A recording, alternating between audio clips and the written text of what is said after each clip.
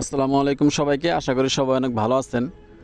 তো সকাল থেকে আমার খামারের হাঁসগুলারে এখন পর্যন্ত খাবার দেই নাই।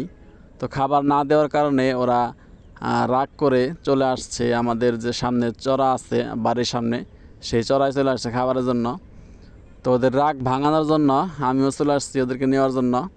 বাড়িতে ওদের জন্য খাবার টাবার একদম রেডি করা আছে। তো ওদের রাগ টাগ ভাঙাইয়া ওদেরকে নিয়ে রওনা করছি বাড়ির দিকে। তো ওরা প্রথম যাইতেছিল না, পরে অনেক কষ্ট করে ওদেরকে নিয়ে যাইতেছি বাড়ির দিকে। কারণ একটা অভ্যাস হয়ে যাবে, যদি এখন বাড়িতে না নিয়ে যাই চড়াই খাইতে খাইতে অভ্যাস হয়ে যাবে।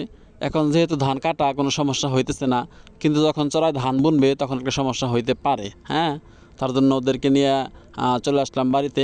বাড়িতে খাবার রেডি করা ছিল। তো আইসায় ওরা খাবারের উপর হুম রেখে পড়তেছে। তো ওদের খাবার খাওয়ার সময় পাশের বাড়ির একটা মোরগ আইসা ওদের খুব ডিস্টার্ব করতেছিল। সেই মোরগটা তাড়াই দিয়ে এখন আবার ওদেরকে সুন্দরভাবে খাবার দিছি। দেখেন ওরা কত সুন্দরভাবে খাইতেছে। তো এগুলার পরে আমার যে খামারে ছোট হাঁসগুলো ছিল, যেগুলোর বয়স এখন 10 দিন, তো এগুলোকে খাবার দেবো। ওইগুলোর অনেক ক্ষুধা লাগছে, সকাল থেকে ওইগুলোরও খাবার দেই না এখন পর্যন্ত। তো ওদেরকে এবং ছোটো বাচ্চাগুলোকে একসাথে খাবার দেবো। তো এই হাঁসগুলোর বয়স এখন 1.5 থেকে 2 মাসের মতো হয়েছে। এখনও কাটা ফর যেটাকে বলে ওই পিঠের উপরে, সেই ফোরগুলো এখনও জ্বালায় নাই। তো আর কিছুদিনের মধ্যেই ওই ফোরগুলো জ্বালায় যাবে ইনশাল্লাহ। তো আমাদের খামারে ছোটো বাচ্চাগুলোকে খাবার দিছি, দেখেন ওরা খাইতেছে। এই ছোটো বাচ্চাগুলোর বয়স হইতেছে 10 দিন অথবা তার চেয়ে কিছু কম বেশি হইতে পারে। তো ওদেরকে খাবার হিসেবে এখন বর্তমানে দিতেছি ফিড এবং পানি। এখন ফিড এবং পানি চলতেছে। আর কিছুদিন পরে ওদের খাবারে কিছুটা পরিবর্তন আনবো ইনশাআল্লাহ।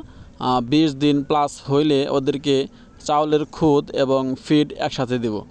তো দুপুরবেলা যখন খাবারের সময় হয়েছে, এখন হচ্ছে দুপুরবেলা, তো ওরা একসাথে আন্দোলন শুরু করছে খাওয়ার জন্য।